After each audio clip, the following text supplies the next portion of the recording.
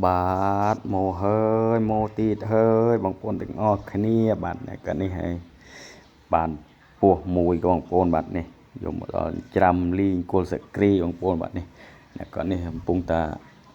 ហាន់សក្រីហើយបងប្អូនបាទនេះកាលនេះហាន់សក្រីរួចក៏យកមកលីងបងប្អូនបាទនេះមុននឹងលីងកាលនេះយកពោះតូដាក់ស្ងោស្រស់ទឹកវាឲ្យមកប្រងសិនបងប្អូនបាទនេះក៏យើងស្រង់ចេញយើងចាក់ខ្លាញ់ចូលដើម្បីលីងវាបាទឲ្យវាឆាប់ផុយបងប្អូនបាទនេះណែចុងភូតថ្មីដាក់សាក់មើលបងប្អូនអត់ដេញឆ្ងាញ់មិនឆ្ងាញ់ទេបងប្អូននេះណែក៏ដាក់បងតាកកឲ្យវាស្រស់ទឹកសិនបងប្អូនបាទរួច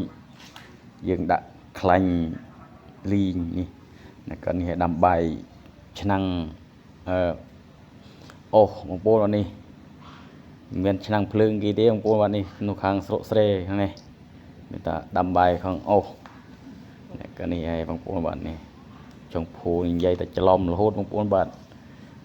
កកទូកកមួនេះឲ្យដើម្បីឲ្យវាស្រស់ទឹកកាត់ចង្អាបបងប្អូនបាទនេះសូមមានគ្រឿងទេបងប្អូនបាទនេះមានតកុលសក្រីក៏នឹងម្រះប្រូនហើយមានគ្រឿងដាក់ឲ្យស្នំស្នូនទេនេះក៏នេះចិត្តស្រស់ទឹកហើយបងប្អូនបាទនេះកកលឹងចិត្តស្រស់ទឹករួចនេះចុងភូថ្មីនេះដេញឆ្ងាញ់ទេនេះនេះក៏នេះដាក់អើយនេះបងម្រះប្រូនេះយើងដាក់ខ្លាញ់បាទនេះលីងម្ដងបងប្អូនបាទមហូបក្លែមបងប្អូនបាទនេះបានពោះត្រីមួយក៏នេះហើយច្រាំលីងក្លែមតង់ព្រឹកនេះតំណងអត់បងប្អូនបាទអេដមីននិយាយតែច្រឡំតែរហូតនេះហើយ